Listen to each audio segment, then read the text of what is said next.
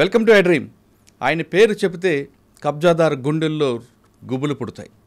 నాలాలు ఆక్రమించుకున్న వారు నడువులు విరిగిపోతాయి. చెరువుల్లో ఇల్లు కట్టుకున్న వారికి చెమటలు పుడతాయి.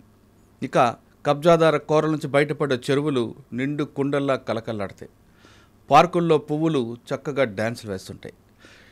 ఇంతకీ ఆయనే హైడ్రా రంగనాథ్ గారు. తను పనిచేస్తున్న పోస్టుని ఇంటి పేరుగా మార్చుకున్న వ్యక్తి హైడ్రా రంగనాథ్ గారు అలియాస్ ఏబి రంగనాథ్ గారు, ఐపీఎస్ కమిషనర్ హైడ్రా. రంగనాథ్ గారు ఎక్కడ పనిచేసినా ఒక స్పెషల్ మార్క్ ఉంటుంది. ఆయన తూర్పుగోదావరి జిల్లాలో పనిచేస్తున్నప్పుడు ఒక మార్క్ ఉండేది. అదేవిధంగా బలిమలలో ఒక ఇష్యూ ఉంటుంది. విజయవాడ వచ్చేసరికి అయోషా మీరా కేసు, అదేవిధంగా నల్గొండలో తీసుకుంటే ప్రణీత్ కేసు, ఇలాగ ఆయన ఖమ్మంలో తీసుకున్న ఒక కేసు ఉంటుంది, వరంగల్లో ఒక కేసు ఉంటుంది. ఎక్కడైనా సరే ఆయన ఖచ్చితంగా రూల్ ఆఫ్ లా పాటించడం నెంబర్ 1. అందుకే ప్రభుత్వం కూడా ఆయనకి హైడ్రా అనే ఒక సంస్థకి కమిషనర్గా చేసింది. ఇక హైడ్రా తీసుకుంటే అందరికీ తెలిసింది కేవలం కూలగొట్టడం వరకే కాదు. హైడ్రా 2 అనేది స్టార్ట్ అవుతుంది. దానివల్ల ప్రజలకి ఎలాంటి ఉపయోగాలు ఉంటాయి? కేవలం హైడ్రాలో నాగార్జున ఇల్లు ఒకటే కాకుండా ఎవరు ఇల్లు కొట్టారు, మిగతా వాళ్ళ జోలికి ఎందుకు పోవడం లేదు, హైడ్రా అనేది చెరువుల్లో ఇల్లు కట్టిన వాళ్ళకైనా లేదు సామాన్యుడికి ఇల్లు కూలగొట్టడమేనా అనే విషయాల్ని సార్ నాడు తెలుసుకుందాం. సార్ నమస్తే అండి. నమస్తే మురళి. రంగనాథ్ గారు, ఏవి రంగనాథ్ గారు హైడ్రా రంగనాథ్ అయిపోయారు మీరు. బహుశా నాకు తెలిసి పోస్టులో ఇంటి పేరు మార్చుకుంది మీరు ఒకరు, తర్వాత జేడి లక్ష్మణ గారు అనుకుంటా. ఆయన కూడా అదే కదా, విబి లక్ష్మణ గారు, జేడి లక్ష్మణ గారు, ఏబి రంగనాథ్ గారు హైడ్రా రంగనాథ్ అయిపోయారు. అవును, మీరు చూస్తే నన్ను అందరు కూడా ఇప్పుడు హైడ్రా రంగనాథ్ గారు. అండ్ మా ఇల్లు కూడా గూగుల్లో మార్క్ చేస్తే అది హైడ్రా కమిషనర్ అని ఉంటుంది అనమాట. ఇల్లు కూడా నేను మామూలుగా మన సరదాగా గూగుల్లో చెక్ చేస్తాను. అంటే చాలా రేర్గా వస్తాయి సార్ పోస్టులో ఇంట్లో పేరు రావడం, ఇంటి పేరు మార్చుకుని చాలా రేర్. అంటే ఇది మీకు మీరుగా క్రియేట్ చేస్తుంది కాదు, పబ్లిక్ నుంచి వచ్చిన పేరు కాబట్టి మీరు క్యారీ చేయాల్సింది. అది డెఫినెట్గా నేను I take it as an ఒక మంచి ఆపర్చునిటీ అండ్ అదృష్టంగా భావిస్తాను. Right sir. ప్రభుత్వం ఇటువంటి ఒక ఇన్స్టిట్యూషన్ని ఫ్లోట్ చేయటం ఫస్ట్ ఆఫ్ ఇట్స్ కైండ్ కంట్రీలో. అంటే ఇట్లాంటి ఇన్స్టిట్యూషన్ ఇంతకుముందు ఎప్పుడు లేదు. అంటే ఒక రకంగా మున్సిపల్ అడ్మినిస్ట్రేషన్ మీద ఒక ఎన్ఫోర్స్మెంట్ వింగ్ లాగా ఇది పనిచేస్తూ ఎన్వైరన్మెంటల్ కన్సర్న్స్ని దాని మీద దృష్టి పెడుతూ అండ్ పబ్లిక్ అసెట్స్ని కాపాడుతూ ప్రభుత్వ స్థలాలు, పార్క్ స్థలాలు, రోడ్లు, నాలాలు, చెరువులు, ఇంకా వాట్ నాట్ ఇది ఓపెన్ స్పేసెస్ ఇన్ లేఅవుట్స్ ఇవన్నీ కాపాడుతూ డిజాస్టర్ రెస్పాన్స్ని తీసుకుంటూ ఇంకా దీంతోపాటు ఇతరితర లైక్ వేరే ఫైర్ ఎన్ఓసీలు, అడ్వర్టైజ్మెంట్స్, ఇట్లా రకరకాల ఫంక్షన్స్ కూడా అన్నీ ఇస్తూ ఒక ఆర్గనైజేషన్ని ఫ్లోట్ చేయటం. దానికి GOMS 99 ద్వారా జూలైలో ఒక ఇన్స్టిట్యూషన్ కాన్స్టిట్యూట్ చేస్తూ ఫస్ట్ కమిషనర్గా నన్ను అపాయింట్ చేయటం. Definitely I see it as నాకు ఒక మంచి ఆపర్చునిటీ. అంటే హైదరాబాద్ని భవిష్యత్తుని డెఫినెట్గా హైడ్రా అనేది చాలా చేంజెస్ చేయడానికి ఆస్కారం ఉన్నటువంటి ఇదనమాట. అంటే ఈ పోస్ట్ కానివ్వండి ఇదనేది. సార్ హైడ్రా పెట్టిన తర్వాత మీరు ఫస్ట్ మాకు ఇంటర్వ్యూ ఇచ్చినప్పుడు చెప్పారు హైడ్రా వస్తుంది, నెక్స్ట్ హైదరాబాద్ రూపురేఖలు మారిపోతాయని. అంటే అలాగే మీరు ఫస్ట్ ఆపరేషన్ స్టార్ట్ చేయడమే నాగార్జున కన్వెన్షన్ దగ్గర నుండి. అంటే ఎక్కడెక్కడ FTLలో కానీ బఫర్ జోన్లో కానీ కూలగొట్టుకొచ్చారు. అంటే కొంతకాలం వరకు ఏమైందంటే హైడ్రా అనేది కేవలం కూల్చివేతలు మాత్రమే అనేది ఒక సీన్ క్రియేట్ అయింది. సిటీ సరౌండింగ్ అంతా కూడా తీసుకొచ్చారు. కానీ ఒక మతానికి సంబంధించిన కొన్ని విషయాల్లో కొంచెం వెనకంజ వేశారని అటువంటి ఆరోపణలు ఒకటి ఉన్నాయి. 2 హైడ్రా కూల్చివేతల్లో ఒక పార్టీకి కానీ లేదా ప్రతిపక్ష పార్టీలకి మాత్రమే టార్గెట్ చేశారనేది ఒక విమర్శ ఉంది.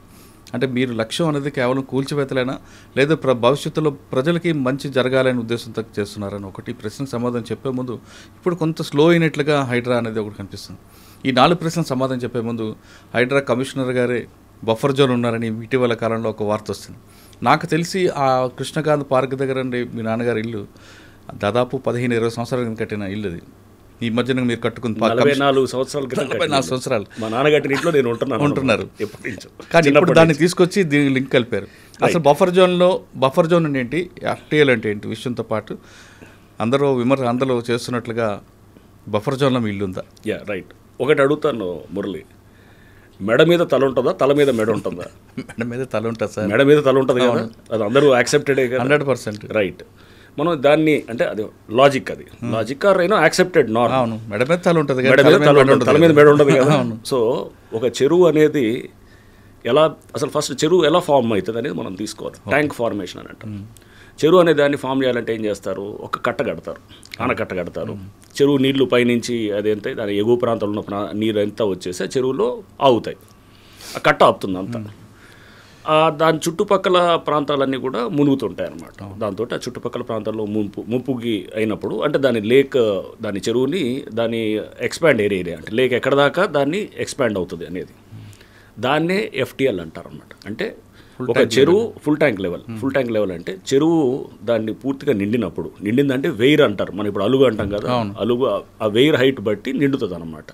వెయిర్ హైట్ దాటిందనుకో, ఇప్పుడు గ్లాసులో నీళ్లు పోస్తే బ్రిమ్ అంటాం, ఆ పైన అంచు ఉండేదాన్ని బ్రిమ్ అంటాం. దాని అంచు దాటిన తర్వాత కింద పారిపోతుంది నీళ్ళు, అంతే కదా.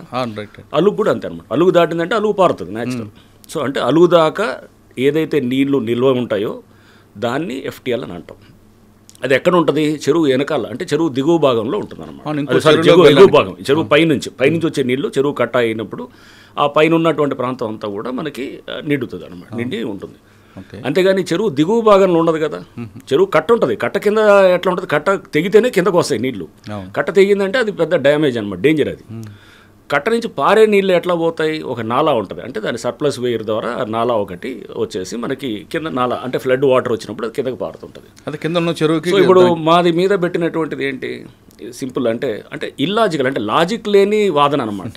దాన్ని ఏం చేస్తారు మీడియాలో, కొంతమంది సోషల్ మీడియా వాళ్ళు, కొంతమంది మీడియాలో వాళ్ళు ఏదైతే హైడ్రా అనే దాన్ని తొక్కేయాలనేటువంటి శక్తులు చాలా పనిచేస్తుంటాయి. ఎందుకంటే ఇది చాలామంది ఇంట్రెస్ట్లను వ్యతిరేకంగా వచ్చినటువంటి సంస్థ ఇది. సో న్యాచురల్గా వెనకాల వాళ్ళ అజెండా వేరే ఉంటుంది, హిడెన్ అజెండా. ఎవరో ఒకళ్ళు ఇద్దరు ముందు పెడతారు, ఎవరో ఇల్లాజికల్గా ఉండేవాళ్ళు, వాళ్ళకి సబ్జెక్ట్ లేని వాళ్ళు మిమ్మల్ని కంట్రోల్ చేద్దామో, కాకపోతే నన్ను కంట్రోల్ చేద్దామనో, లేకపోతే మమ్మల్ని కాంట్రవర్సీ చేయటమనో ఇట్లా చేయాలని చూస్తారు. సో ఇప్పుడు మా ఇల్లు విషయానికి వస్తే యూసఫ్ కూడా చెరువు, అది ఎప్పుడో ఉన్నటువంటి చెరువు. మనం టోపో షీట్స్లో కూడా చూస్తే, టోపోగ్రఫీ షీట్స్ అంటే సర్వే ఆఫ్ ఇండియా మ్యాప్లో 1970లో సర్వే చేసిన దాంట్లో ఆ చెరువు ఉంటుంది. ఆ చెరువు అప్పుడెప్పుడో కట్టినారు, ఎప్పుడో పాత ఎప్పటి నుంచి ఉంది.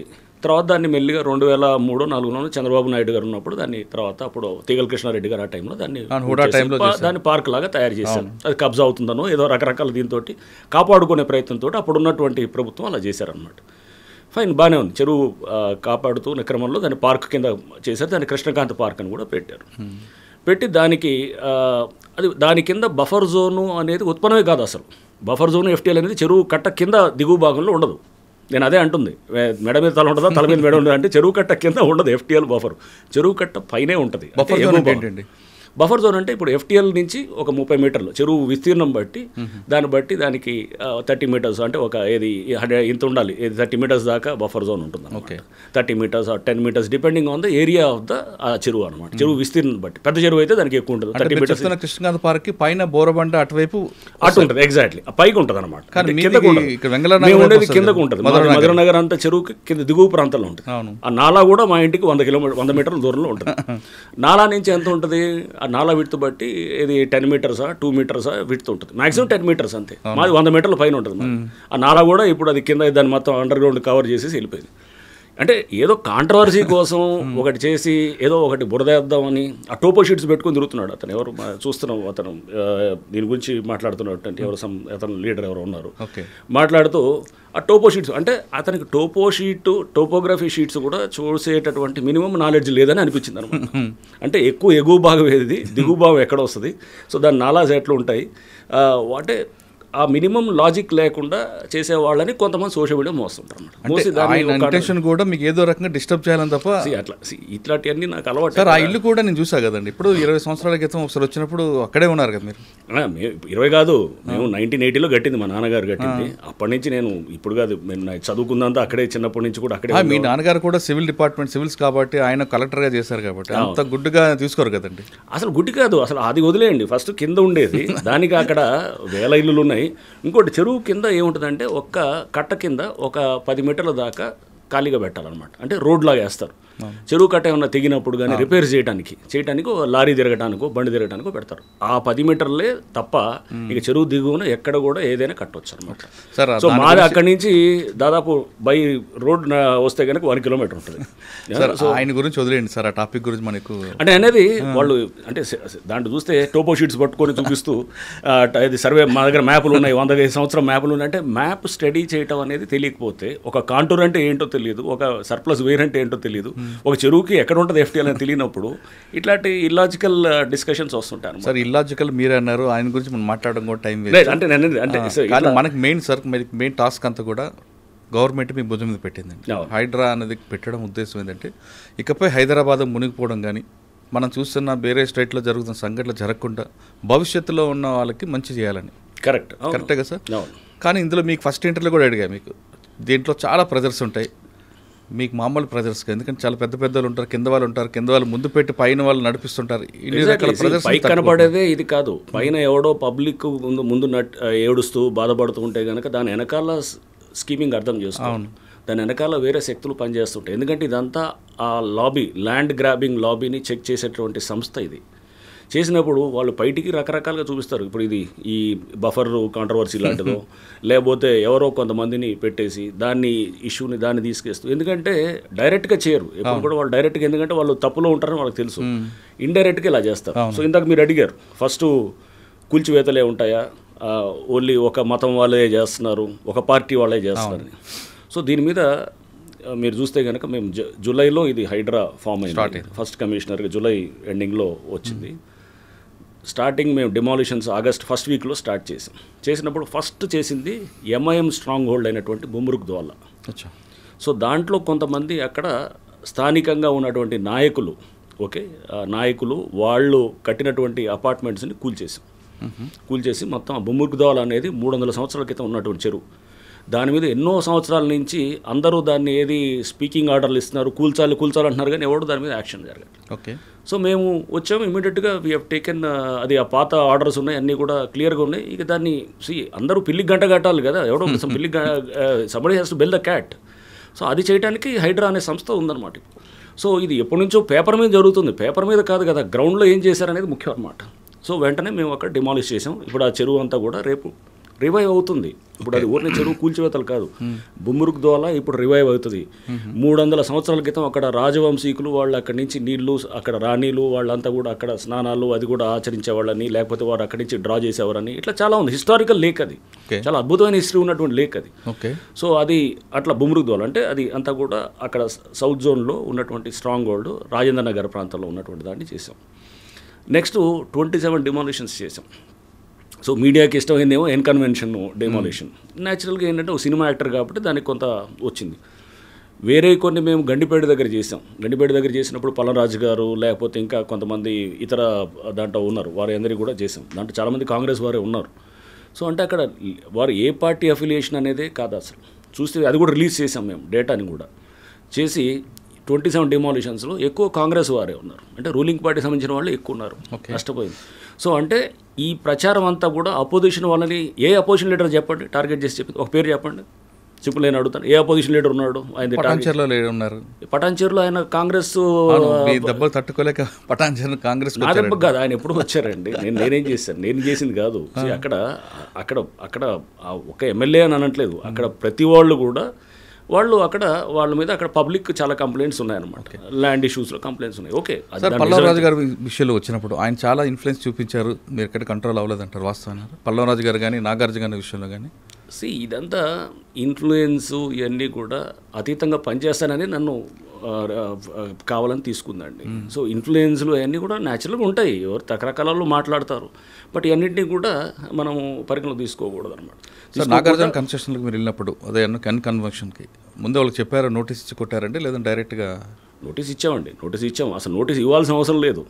నేను సుప్రీంకోర్టు దీన్నన్నింటినీ ఇప్పుడు మేము చేసిన ప్రతి చర్యను కూడా అన్ని కోర్ట్స్ సమర్థిస్తున్నాయి. ఇప్పుడు జస్టిస్ గవాయ్ మన జడ్జిమెంట్ ఇచ్చారు సుప్రీంకోర్టు బుల్డోజర్ జస్టిస్ మీద ఇస్తూ, దాంట్లో క్లియర్గా దాంట్లో మనకు చూస్తే కనుక ఇది పారా 86 ఏదో ఉన్నది, దాంట్లో ఇవన్నీ కూడా వారు ఇచ్చినటువంటి గైడ్లైన్స్ అన్నీ కూడా బఫర్ జోన్లో, ఎఫ్టీఎల్లో, వాటర్ బాడీస్లో ఉన్న వాటికి, లేకపోతే కనుక రోడ్స్ మీద ఉన్న వాటికి, లేకపోతే కనుక ఇట్లా అంటే ఇటువంటి వాటికి ఏదైతే రోడ్ల మీద కానీ అంటే రోడ్స్ రైల్వే లైన్స్ మీద కానీ, రైల్వే లైన్స్ దగ్గర కానీ ఎంక్రోచ్మెంట్స్కి వర్తించదని చాలా స్పష్టంగా చెప్పారు.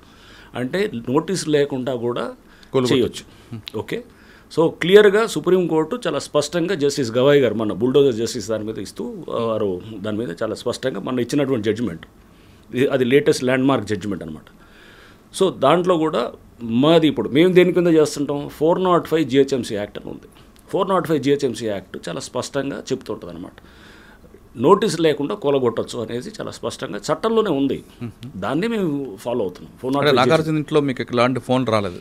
ఫోన్లో వచ్చేలే తెలీదు ఆ టైంలో, ఫోన్ ఆఫ్ చేసి పెడతాను. సో ఎవడు చేసుకున్నా సో ఫోన్లో వచ్చేలేదు నాకు అవన్నీ కాదు. కానీ బట్ ఇవన్నీ కూడా మనం పెట్టాల్సింది ఏంటంటే ఎటువంటి ప్రెషర్స్ ఉన్నా కానీ కూడా దానికి ఈల్డ్ కాకుండా ప్రభుత్వం నాకు ఇచ్చిందండి, ఆ ఫ్రీడమ్ ఇచ్చింది ఆపరేట్ చేయడానికి. ముఖ్యమంత్రి గారు ఆ ఫ్రీడమ్. 405 ప్రకారం వెళ్తున్నారు కరెక్ట్? 405 GHMC యాక్ట్ రైట్ అండి. మరి 111 జీవోలో కూడా ఉన్నాయి కదండి, వాటి మీదకి వెళ్తారు? 111 జీవో మా పరిధిలోకి రాదు కదా. ఎందుకు? 111 జీవో అవుటర్ రింగ్ రోడ్ బయట ఉంది. ఓకే. సో దానికి మా పరిధి అవుటర్ రింగ్ రోడ్ దాకే ఉంది. ఓకే. 111 జీవో నా పరిధిలోకి రాదు. సో అది రేపు గవర్నమెంట్ తెస్తే ఆపరేట్ చేస్తాం డెఫినెట్గా. సో నాగార్జున కన్వెన్షన్ దగ్గర నుంచి ఒకసారి హైడ్రా అనేది బ్లాస్ట్ అయిందండి. తర్వాత మీరు అక్కడతో ఆగిపోకుండా ఇటు నిజాంపేట్, బోచపల్లి, పటాన్చెరు అన్ని ప్రాంతాలు సిటీ సరౌండింగ్. దీంట్లో కూడా మీరు చూస్తే కనుక కొన్ని మేము విల్లాసు, కొన్ని చోట్ల షెడ్స్ కూలగొట్టినప్పుడు చాలా అప్రోర్ వచ్చింది. అరే పేదవాళ్ళని కొడుతున్నారు, మిడిల్ క్లాస్ వాళ్ళని కొడుతున్నారు, లోన్లు తీసుకుని ఉన్న వాళ్ళు కొడుతున్నారు, వాళ్ళందరినీ డిమాలిష్ చేస్తున్నారు అనేది. ఒకటండి, ల్యాండ్ గ్రాబింగ్ ఏ పద్ధతిలో జరుగుతుంది మనం చూసాం. నేను ఖమ్మంలో పనిచేశాను. ఖమ్మంలో ఎలా ఉండేది, వెళ్ళి పెద్ద ఎత్తున గుడిసెలు వేస్తారు. గుడిసెలు వేసి అది పేదవాళ్ళ కోసం అని చెబుతారు. దాని వెనకాల ఎవరి అజెండా ఉంటుంది. వాళ్ళు 100 కోట్లకు పెరిగిన వాళ్ళు మనకు తెలుసు చాలామంది. సో చాలా ప్రాంతాల్లో కూడా ఇట్లా గుడిసెలతోటి లేకపోతే వెళ్ళి కబ్జాలు చేసి 100 కోట్లు 1000 కోట్లకు ఎదిగిన వాళ్ళు చాలామందిని మనం చూసాం. ఇది కూడా ఇట్లాంటివి ఉంటాయి. ఇవన్నీ కూడా ఏం చేస్తారు, కబ్జా చేసేవాడు అతను పెట్టుకోడు, ఇమ్మీడియట్గా చేతులు మార్చి అమ్మేస్తాడు. అమ్మేసి దాన్ని కబ్జా చేసిన తర్వాత దాన్ని ఇప్పుడు మేము అమీన్పూర్లో చేసేవాడి. అమీన్పూర్లో అక్కడ కంప్లైంట్స్ ఏంటంటే ఇర్రెస్పెక్టివ్ ఆఫ్ పార్టీ, నేను ఊరినే అక్కడ లోకల్గా ఉన్నటువంటి ఎవరు కాంగ్రెసా, బీజేపీయా, లేకపోతే టీఆర్ఎస్ఆ, లేకపోతే ఇంకా ఎక్సా వై అనట్లేదు. అక్కడ ఇర్రెస్పెక్టివ్ ఆఫ్ పార్టీ చాలా కంప్లైంట్స్ పబ్లిక్ నుంచి వస్తున్నాయి మాకు. ఓకే. సో అంటే అక్కడ టైటన్ అప్ చేయడానికే కొంచెం కాన్సన్ట్రేషన్ కూడా అమీన్పూర్లో పెడతాం. సో అమీన్పూర్లో ఫర్ ఇన్స్టెన్స్ అక్కడ చూస్తే కనుక మేము విల్లాస్ డిమాలిష్ చేసాం. ఆ విల్లాస్ ఏమైనాయి, 2 ఏళ్ల క్రితం అక్కడ పర్మిషన్ ఇచ్చినటువంటి పంచాయత్ సెక్రటరీ అతను సస్పెండ్ అయ్యాడు. ఆ పర్మిషన్స్ క్యాన్సిల్ చేయాలని చెప్పి కూడా పెట్టారు. వాళ్ళు హైకోర్టుకి వెళ్ళి వాళ్ళు సరే దాని మీద పర్మిషన్స్ దాని మీద అక్కడ హైకోర్టులో వాట్ ఎవర్ దాని మీద నడిచిన తర్వాత రిజిస్ట్రేషన్స్ దాని మీద కూడా అప్పుడు బంద్ చేశారు. కలెక్టర్ ఆర్డర్ ఇచ్చాడు రిజిస్ట్రేషన్స్ కూడా ఆపేయాలని చెప్పేసి. ఆపేయమంటే కూడా దాని మీద కూడా వాళ్ళు కోర్టుకి వెళ్ళి రిజిస్ట్రేషన్స్ కంటిన్యూటెడ్ చేశారన్నమాట. సో చేసిన తర్వాత స్టేటస్ కో మెయింటైన్ చేయమన్నారు. స్టేటస్ కో కూడా ఉంది అక్కడ. బట్ వీళ్ళు అమ్ముకుంటూ కన్స్ట్రక్ట్ చేస్తూ అమ్ముతూనే పోతున్నారు అన్నమాట. అప్పుడు తర్వాత అమ్ముకుంటూ పోతూనే ఉన్నారు. చేస్తూ వీళ్ళు జరిగిన దాన్ని ఏంటి అక్కడ మీరు చూస్తే కనుక విల్లాస్లో అది ఎప్పుడో 2 years బ్యాక్ అంతా దాని మీద ఇంత కాంట్రవర్సీ అయ్యి అక్కడ లోకల్గా ఉన్న స్థానికంగా కొంతమంది నాయకులు అక్కడ పేర్లు వచ్చాయి. ఎవరో సమ్ మాధవ్ రెడ్డి, ఎవరో అతను చంద్రశేఖర్ అని, ఇట్లా సమ్ ఎవరో ఇంకో కోటేశ్వరరావు అని, ఇట్లా రకరకాల పేర్లు వచ్చాయి. అక్కడ పబ్లిక్ నుంచి వచ్చింది ఇదంతా. మేము పబ్లిక్ వచ్చి చెప్తున్నారు. అంటే మేము చేసింది ఏం కదా, అదంతా అక్కడ లోకల్ జరిగినటువంటి వాళ్ళు, స్థానికంగా ఉండేవాళ్ళు వాళ్ళు వచ్చి చెప్పారు. సో వాళ్ళు అక్కడ లోకల్ రాజకీయంగా కూడా వాళ్ళు ఇది ఉన్నారు. వాళ్ళ మీద కూడా మేము కంప్లైంట్ ఇచ్చాం పోలీస్ స్టేషన్, అక్కడ స్థానిక పోలీస్ స్టేషన్ కూడా ఇచ్చాం, హైడ్రా నుంచే ఇచ్చాం. వాళ్ళు ఆ ల్యాండ్ని కబ్జా చేసి విల్లాస్ కట్టి, చిన్న విల్లాస్ వీళ్ళకి అమ్మారు. అమ్మినప్పుడు దాని మీద ఆల్రెడీ పంచాయత్ సెక్రటరీని అరెస్ట్ చేశారు. దాని మీద వీడియోలు ఉన్నాయి. అక్కడ స్థానికంగా పెద్ద ఎత్తున దుమారం లేచింది. ఇవన్నీ ఒకళ్ళు కొనేవాళ్ళు ఇప్పుడు సపోజ్ వీళ్ళంతా కొనేస్తారు, చెరువులో ఇట్లానే అమ్మేస్తారు. చెరువులో అమ్మేసి నేను చెప్పాను ఇంత గుడిసెలు లాజిక్ ఏది ఖమ్మంలో జరిగింది, నేను చూసాను లేదు ఎక్కడైనా కానీ. అంటే గుడిసెలు వస్తే గుడిసెలు వదిలేయాలి, ఇక కబ్జా చేసేసి గుడిసెలు వచ్చాయి కాబట్టి పేదవాళ్ళు పాపం వాళ్ళు వదిలేయకూడదని. సో వాళ్ళని కోలుకొట్టడం వేరు, ఒక ఇల్లు కోలుకొట్టడం వేరు కదా సార్. ఇల్లు కూడా ఏంటి పర్మిషన్స్ అసలు ఎలా, ఫస్ట్ ఆఫ్ ఆల్ పర్మిషన్స్ ఇచ్చిన అధికారులు అక్కడ వాళ్ళని క్యాన్సిల్ చేశారు. చేసిన తర్వాత లోన్లు తెచ్చారు, బ్యాంకర్స్ లోన్లు ఇచ్చారు. అంటే డ్యూ డెలిజెన్స్ ఏమైంది, మీరు చేయాల్సిన మినిమమ్ ఇది ఎంక్వైరీ చేయాల్సింది ఉండాలి కదా. ఇప్పుడు మనం ఒక పెళ్లి చేసేటప్పుడు బిడ్డకి ఎన్ని మనం ఎంక్వైరీస్ చేస్తామండి, ఆ ఎంక్వైరీ చేసుకోవాలి కదా. ఇక్కడ కూడా పబ్లిక్ని అనట్లేదు, పబ్లిక్ చేయాల్సింది ఉంది. అక్కడ ఉన్నటువంటి సిస్టమ్ కూడా ఇప్పుడు డెఫినెట్గా అక్కడ క్లెన్సింగ్ జరుగుతుంది. అక్కడ తప్పకుండా అక్కడ జరగాలి. ఇష్టానుసారంగా జరుగుతుంది కాబట్టి అమీన్పూర్ మీద కాన్సన్ట్రేషన్ ఎక్కువ పెడుతున్నాం. సో అక్కడ మీరు ఏ అధికారం అంటే అధికారం ఇష్టమైన రూల్స్ మార్చేస్తారా? ఇంకా అది వ్యవస్థ ఏంటి, దీనికి ఒక సిస్టమ్ ఏంటి అంటే రేపు పద్ధతి ప్రకారం రూల్ ఆఫ్ లా ఒకటి ఉంటుంది, ఒక చట్టము, ఒక న్యాయము, ఒక వ్యవస్థ, ఒక సివిలైజ్ సొసైటీ. మనం నాగరిక ప్రపంచంలో ఉన్నామని ఇవన్నీ మనం విస్మరించి పనిచేయటం కాదు కదా. అది ఫస్ట్. అంటే స్వార్థం కోసం ఎవరికి వాళ్ళు చేయటం కరెక్ట్ సార్. మీరు చెప్పినట్లుగా వాళ్ళ స్వార్థం కోసం పర్మిషన్ ఇచ్చారు, బ్యాంకులో లోన్ ఇచ్చారు. కానీ అమాయకులు కొనుక్కొని బలైపోయారు కదండి. ఇప్పుడు చాలా కోట్లాది రూపాయలు కష్టం, వాళ్ళు ఈఎంఐ కట్టాల్సి వస్తుంది. వాళ్ళు వచ్చినప్పుడు వాళ్ళని అడిగింది, మీరు అక్కడ పంచాయత్ ఆఫీస్కి వెళ్ళారు, వాళ్ళు వెళ్ళి ఎప్పుడు వీళ్ళు రిజిస్టర్ చేసిన తర్వాత వెళ్ళి పంచాయతీ ఆఫీస్కి వెళ్తే అక్కడ తెలిసింది వాళ్ళకి ఇదంతా ప్రాబ్లంలో ఉందని. అరే ఇట్లా ఉందని చెప్పి వాళ్ళ తర్వాత వేరే వాళ్ళకి చెప్పలేదుగా. అది ఎట్లా అంటే వాళ్ళు ఆ చిన్న పని ఇప్పుడు పెళ్లి చేసే ముందు వాడు ఎవడో డ్రగ్ అడిక్టో లేకపోతే ఏదో అని పెళ్లి చేసిన తర్వాత తెలిస్తే ఏం చేస్తారు? ముందే చేసుకోవాలి, మనం ముందే చేసుకోవాలి కదా. నా జీవితం అంతా ఇట్లా నాశనం చేశారని అట్లా అంటావా? నువ్వు ఎందుకు చేయలేదని అంటాం. ఫస్ట్ ఎందుకు చెక్ చేసుకోలేదు అంటే ఇప్పుడు తప్పు వాళ్ళది కూడా 50% డెఫినెట్గా ఉంటుంది, వాళ్ళది ఉంటుంది. అక్కడ సిస్టమ్ అంతా కూడా నేనేది వీళ్ళది పబ్లిక్ది పూర్తిగా పబ్లిక్ ఒక్కళ్ళే అని నేను వాళ్ళ మీద బ్లేమ్ చేయట్లేదు. సిస్టమ్ అంతా అక్కడ సరిగ్గా చేయలేదు సార్. వీళ్ళు చేయలేదు, వీళ్ళు కొనుక్కున్నారు, బ్యాంక్ నుంచి ఈఎంఐ కట్ అవుతుంటుంది, కొనుగొట్టారు మీరు, వీళ్ళ వరకు నష్టపోయింది. కానీ పర్మిషన్ ఇచ్చిన వాళ్ళ మీద కూడా పర్మిషన్స్ క్యాన్సిల్ చేశారు కదా, వాళ్ళని కూడా కేసులు అదే పర్మిషన్స్ ఇచ్చిన అధికారులు గతంలో ఇచ్చిన వాళ్ళది క్యాన్సిల్ చేసి వాళ్ళు సస్పెండ్ చేశారు కదా. సస్పెండ్ చేశారు, కేసు కూడా పెట్టారు కదా వాళ్ళ మీద, క్రిమినల్ కేసు కూడా పెట్టారు. ఓకే, అవన్నీ జరిగినాయి. సేమ్ డిండిగల్లో కూడా అలానే జరిగింది. ఏది మన డిండిగల్ మేము కొనుగొట్టాం కొన్ని విల్లాస్, అక్కడ కూడా ఏది దాని పేరు కత్వా చెరువు అని అంటారు, అక్కడ కూడా సేమ్ థింగ్. అక్కడ ఎవరు పంచాయత్ సెక్రటరీ సస్పెండ్ అయ్యాడు, కేసు పెట్టారు 2 ఏళ్ల క్రితం. ఆ బిల్డర్ ఎవరైతే చేశారో ఆ బిల్డర్ మీద కూడా కేసు పెట్టారు. కేసు పెట్టిన తర్వాత కూడా ఆ ముందు మేము కొనుగొట్టే ఒక నెల రోజుల ముందు కూడా వాళ్ళు కొంటున్నారు అక్కడ కొని. అంటే ఎట్లా ఉంటారు వీళ్ళు, కొనేటప్పుడు తక్కువకి ఇస్తారు. జరిగేది అది. అంటే అంతా మనం అమాయకులని అనుకోవడానికి లేదు. వీళ్ళు 4 రూపాయలు తక్కువకి ఇచ్చాడు, పర్లేదు ఏని మనం మేనేజ్ చేసుకోవచ్చు, ఏముండదులే అనకంటే అది భరోసా అనమాట. సో అంటే ఆడ సపోజ్ ఎవరన్నా ₹1,00,00,000 విల్లా ఉందనుకోండి, 60 లక్షలకో 70 లక్షలకో ఇస్తారు. లేదా 1,50,00,000 ఉందనుకోండి, 1,20,00,000కో అంటాడు అనమాట. 30-40 లక్షలు తక్కువ ఇచ్చేస్తారు. సో ప్రాబ్లం తెలిసినా కానీ కొంటారు. ఎందుకు కొంటారంటే పర్లేదు మేనేజ్ చేసుకోవచ్చు, ఏముందిలే మందాక ఎందుకు వస్తుంది అనేటటువంటి ఒక భరోసా అనమాట. ఓకే, సో ఇది నేనండి. అంటే మీరు చూస్తే మీరు అంటే ఈ కొట్టిన వాటికి అన్నిటికీ మీరు ఎట్లా మీరు తప్పు కదా అని అంటే అది 100% తప్పు కానే కాదు. ఎందుకంటే కనుక వాళ్ళకి అక్కడ తెలిసినా తెలియకపోతే ignorance of law is no excuse. చాలా చట్టం, ignorance of law is no excuse. So దీంట్లో మనం ఈ టైప్ ఆఫ్ కఠినంగా లేకపోతే కనుక ఇంత పెద్ద ఎత్తున జరుగుతున్న విధ్వంసాన్ని ఆపలేము. హైదరాబాద్లో ఇప్పుడు ఎవరిని అడిగినా FTL బఫర్ అనేది తెలుసుకున్నాం. ప్రతి వాడు కొనే ముందు 1కి 100 సార్లు చెక్ చేసుకుంటున్నారు. కరెక్ట్. ఇది తీసుకొచ్చిన దాంట్లో హైడ్రా డెఫినెట్గా మేము we feel as we have succeeded అనేది అనుకుంటాం. ఓకే, ఈ అంటే ఆటోమేటిక్ ఇప్పుడు పబ్లికే చెక్ చేసుకుంటున్నారు. హైడ్రా అనుమతుందా లేదా, బఫర్ జోన్ హైడ్రా అనుమతి కూడా వచ్చింది. బఫర్ జోన్ మనం చూస్తే జస్టిస్ భాస్కర్ రెడ్డి గారి జడ్జిమెంట్ ఉంది, చాలా అద్భుతమైన జడ్జిమెంట్ ఇచ్చారు మన ఏది వారు హైకోర్టు జడ్జిమెంటు. అంటే స్టేట్ అంటే ఏదైనా స్టేట్ అనేది ఈజ్ ఓన్లీ ఏ ట్రస్టీ. దీంట్లో ఇక్కడ స్టేట్ అనేది ఒక ట్రస్టీ అంతే తప్ప కానీ ఎవడో నాకు పర్మిషన్స్ వచ్చేసాయి కాబట్టి నాకు HMDA ప్లాట్లు వేసింది, పర్మిషన్స్ ఇచ్చాడు అధికారి, నాకు బ్యాంకు లోన్ ఇచ్చింది కాబట్టి ఇది నా ల్యాండు అని అంటాను క్లెయిమ్ చేయడానికి లేదు. చెరువులో కానీ ఇట్లాంటిది వాటర్ బాడీస్లో కానీ ఎక్కడైనా అది that is a trustee government. అది ఇచ్చినా కానీ కూడా నిర్దాక్షిణ్యంగా వ్యవహరించవచ్చు అని చాలా స్పష్టంగా కోర్టు ఇచ్చింది. సో మాకు చాలా సపోర్టివ్గా ఇచ్చినటువంటి జడ్జిమెంట్. సుప్రీంకోర్టు జస్టిస్ గవాయ్ గారు ఇచ్చిన జడ్జిమెంటు వితౌట్ నోటీస్ అనేది అది. అండ్ జస్టిస్ భాస్కర్ రెడ్డి గారు వారు ఇచ్చినటువంటి జడ్జిమెంటు చాలా క్లియర్గా ఉన్నాయన్నమాట. సో చాలా లోతుగా అంటే చాలా డెప్త్లో తీసుకొని చేసినటువంటి జడ్జిమెంట్స్గా నేను చూస్తున్నాను. కరెక్టే సార్, మీకు చట్టం ప్రకారం వెళ్తున్నారు, మీరు ఎక్కడ కూడా అన్లాఫ్లోకి వెళ్ళట్లేదు, లా ప్రకారం వెళ్తున్నారు. కానీ వాళ్ళు ఏడుస్తున్నప్పుడు బాధ అనిపిస్తుంటుందా? నేను మొన్న కూడా నేను ఇంజనీర్స్ అందరితో మీటింగ్ అయినప్పుడు కూడా చెప్పాను. కొన్ని చోట్ల మురళి ఎట్లుండాలంటే మనసును చంపుకొని పనిచేయాలనేది నేను మొన్న కూడా చెప్పాను.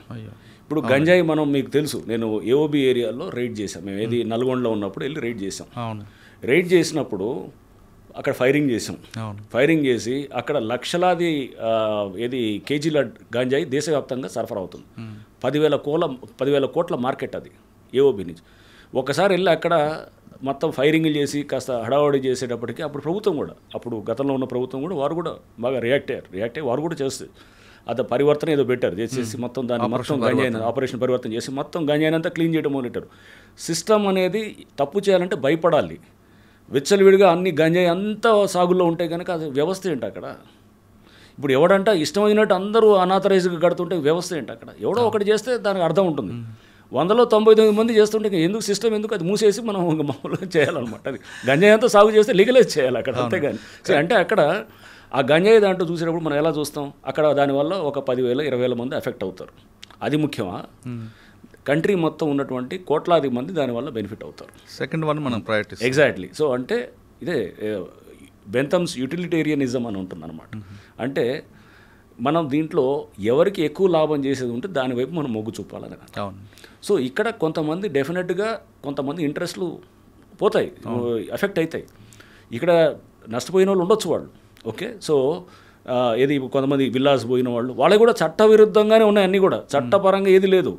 అది మన జస్టిస్ మన భాస్కర్ రెడ్డి గారు చెప్పింది కానివ్వండి, వాళ్ళని వెళ్ళి మీరు కంపెన్సేట్ చేయమని క్లెయిమ్ చేయమనండి మా మీద కోర్టులో, రూపాయి రాదు చెప్తున్నారు కదా. ఎందుకంటే లీగల్గా we are on the right side. వెళ్ళి వాళ్ళు ఏమనండి, ఏ కోర్టులో అయినా ఏమనండి, వేసి పైసలు కట్టమనండి, కొలగొట్టిన దానికి రూపాయి కూడా రాదు. Because they are on the wrong side. చట్టపరంగా they are on the wrong side. అయినా కానీ కూడా మమ్మల్ని కూల్చకూడదు అని చెప్పంటే కనుక సేమ్ థింగ్. ఇప్పుడు సేమ్ నేను చెప్తున్నా కదా, గంజాయి దగ్గర మీరు చేస్తే కనుక అక్కడ ఎఫెక్ట్ అవుతారేమో. బట్ కంట్రీ వైడ్ అనేది మనకి డెఫినెట్గా దానివల్ల ఇంపాక్ట్ అవుతుంది. దానివల్ల అయింది.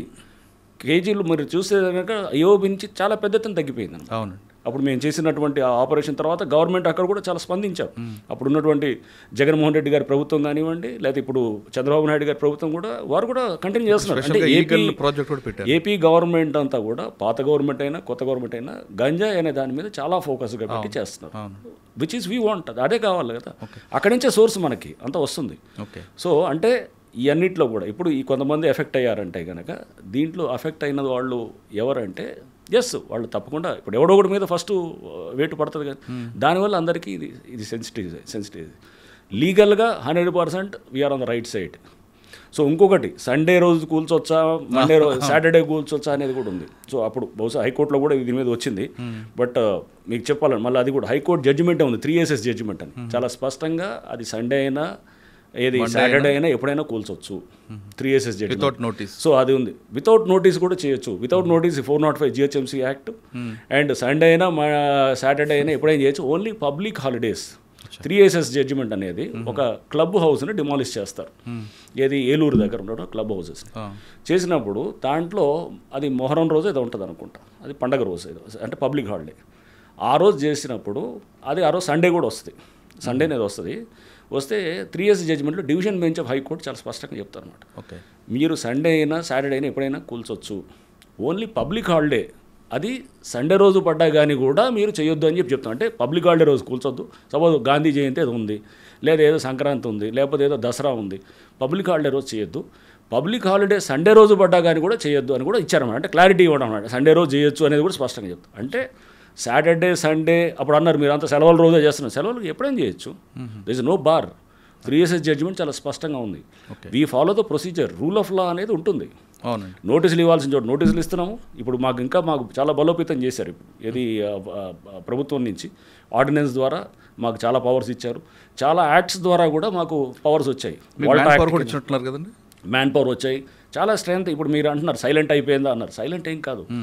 ఇవన్నీ కూడా ఒక స్ట్రాటజికల్గా వీఆర్ దాన్ని బిల్డ్ చేస్తున్నాం అనమాట. ఇప్పటికీ డెమాలిషన్స్ అవుతున్నాయి, కానీ మీకు ఏంటంటే నాగార్జున డెమాలిషన్ లాంటిది అయితేనే మీరు అప్పుడు దాన్ని మీడియా విల్ బి హ్యాపీ, అది క్యారీ చేయాలనుకుంటారు. సో వెనకాల చాలా జరుగుతున్నాయి, డెమాలిషన్స్ అవుతూనే ఉన్నాయి, కానీ అది చిన్న చిత్కా అన్ని జరుగుతూనే ఉన్నాయి. సో మీరు అనుకుంటారు మేము మీరు ఫస్ట్ గుర్తుపెట్టుకోవాల్సింది ఏంటంటే ఆగస్ట్లో వచ్చినప్పుడు ప్రెస్ మీట్ పెట్టాం మేము. పెట్టి నేను పవర్ పాయింట్ ప్రజెంటేషన్ ఇచ్చాను. నేషనల్ రిమోట్ సెన్సింగ్ ఏజెన్సీ డేటాని స్క్రీన్ మీద చూపిస్తూ మీడియా అందరితో కూడా మాట్లాడు. ఆగస్ట్ ఫస్ట్ వీక్ అండి, డిమాలిషన్ కూడా స్టార్ట్ చేయలేదు. చెప్తూ 61% చెరువులు మొత్తం ఆక్రమణ అయినాయి హైదరాబాద్లో, మిగతా ఉంది 39% అని రిమోట్ సెన్సింగ్ దాంతో చెప్తూ ఫేజెస్ చెప్పాను. మేము చేసేది ఏం చేయాలనుకుంటున్నాను. ఫస్ట్ ఫేజ్ 1 ఫస్ట్ ఈ విధ్వంసాన్ని ఆపాలి. ఈ విధ్వంసాన్ని ఎలా ఆపాలంటే కనుక we'll go on demolitions. Next phase 2 ఈ డెమాలిషన్స్ తోటి ఆగిపోతాయి. ఫస్ట్ ఫర్దర్ ఎంక్రోచ్మెంట్స్ ఆగిపోతాయి. అన్నీ కూలగొడదాం అనట్లేదు, డెమాలిషన్ చేయగానే ఆ డిటరెన్స్ తోటి ఎవ్రీథింగ్ విల్ కొంతవరకు అవుతుంది. ఆ తర్వాత ఫర్దర్గా ఏం చేసాం, అధికారుల మీద కేసులు పెట్టాం, డెమాలిషన్స్ చేసినప్పుడు ఇప్పుడు చేయాలంటే 1-2 సార్లు ఆలోచన చేస్తారు. రేపు ఎవడైనా ఇప్పుడు చేసినాడు అనుకోండి, ఇప్పుడు చేస్తే అతను రేపు తప్పకుండా ముందు అతనికి డెమాలిషన్ అవుతుంది. ఇప్పుడు కూడా అంటే first is demolition, second is రిజ్యునేషన్. అంటే ఎందుకు చేస్తున్నాం ఇదంతా? ఊరిని కూలగొట్టడం ఏమన్నా మాకేమన్నా దాంతో ఆనందం వస్తుందా? కూలగొట్టం ఇది డిస్ట్రక్టివ్, భవిష్యత్తు కోసం కదండి. ఎగ్జాక్ట్లీ. దీని తర్వాత అసలు పని అప్పుడు మొదలవుతుంది. ఇది మొదట జరుగుతున్నది, ఇది ఒక ప్రారంభంలో జరిగేటటువంటి ఒక ప్రక్రియ మాత్రం ఇది. దాని తర్వాత జరిగేది అసలుది చెరువులు నాలాలు రివైవల్ అనమాట. అది దట్ ఈస్ మోర్ ఇంపార్టెంట్. కూలగొట్టడం ఇంపార్టెంట్ కాదు. కన్స్ట్రక్టివ్గా చెరువుని పునరుద్ధరణ చేయటం, నాలాలు మళ్ళీ ఎస్టాబ్లిష్ చేయటం, లేకపోతే గవర్నమెంట్ ల్యాండ్ని రిస్టోర్ చేయటం, పార్క్ ఉంటే కనుక పార్కును రిస్టోర్ చేయటం, ఇవన్నీ దీస్ ఆర్ ద మనకి జరిగేటటువంటి ఇంపార్టెంట్ ఇదనమాట. ఓకే. సో అంతే తప్ప కానీ ఇది చేసేది దానికోసం అది డెమాలిషన్ స్టార్ట్ చేయకముందే చెప్పాం.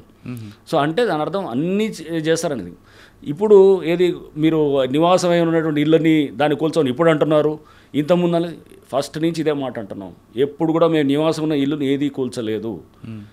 ఒక్కటి సున్నం చెరువు దగ్గర రేకుల షెడ్లు అది ఉన్నదాన్ని అక్కడ చేసాం. అది ఏది సున్నం చెరువు దగ్గర వాళ్ళు ఎందుకు అక్కడ ఎవడైతే గ్రాబ్ చేసి ఉన్నాడో, ఆ చెరువుని గ్రాబ్ చేసి ట్యాంకర్ల బిజినెస్ చేస్తున్నాడో అతని కింద పనిచేసే స్టాఫ్ అనమాట.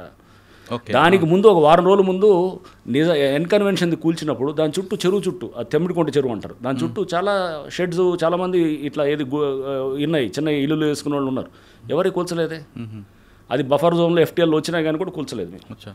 అంటే చాలా ఫస్ట్ నుంచి చాలా స్పష్టంగా ఉన్నాము. అంతేగాని ఇప్పుడు ఏదో సడన్గా ఏదో మేమేదో ఏది అక్కడ కూల్చారు ఇక్కడ కూల్చారంటే డిస్కనెక్టెడ్గా ఉన్న వాటిని కలపటకూడదు అనమాట. అక్కడ ఇల్లులు ఏ పరిస్థితిలో కూల్చామంటే అది ఒక ల్యాండ్ గ్రాబరు, అతను ఆ కమర్షియల్గా చేస్తున్నాడు, అతనితో చేస్తున్నాడు. అతను తప్పకుండా చేస్తాం. ఇక ముందు కూడా ఎవడైతే కనుక గ్రాబ్ చేయాలనే ఉద్దేశంతో సపోజ్ నైట్ అక్కడ ఇల్లులు కట్టారనుకోండి, నైట్ కడితే ఖచ్చితంగా కూలుస్తాం. అదే మీరు చేసిన కూలగొట్టిన ఇంట్లో కిచెన్ ఉంది, అదే కదండి. అది వాళ్ళు ఎవరో చిన్నమ్మాయిని పలకలు తీసుకొని ఇవ్వలేదు అని అంటున్నారు.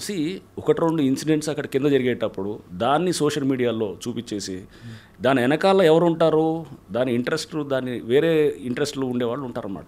దాన్ని చాలా పెద్దగా చూపిస్తూ అదేది ఆ చిన్నపిల్లని అక్కడ వందలాది మంది డెమాలు జరిగేటప్పుడు ఒకటి రెండు చిన్న చిన్న పొరపాట్లు అయితే కనుక డెఫినెట్గా బాధపడతాం. తర్వాత మా వాళ్ళకి కోపడ్డాను, అరే పిల్లలకి వాళ్ళకి మీరు వాళ్ళు అక్కడ పలకలు తీయడం లేదా వాళ్ళు వాటర్ అడిగితే కనుక ఎందుకు చేయలేదని చెప్పి కోపడ్డాం. ఒక ఆమె కూడా ఆత్మహత్య చేసుకుంది అనుకుంటా కదా. అసలు మాకు సంబంధం లేదు, అది కూడా మాకు కలిపారు అన్ని ఖాతాల్లో. అంటే ఎవరు ఎక్కడ ఏది జరిగినా కానీ కాశ్మీర్ దాకా మొత్తం మా ఖాతాలో వస్తుంటుంది అనమాట, హైదరాబాద్లో పడుతుంటుంది ఇప్పుడు.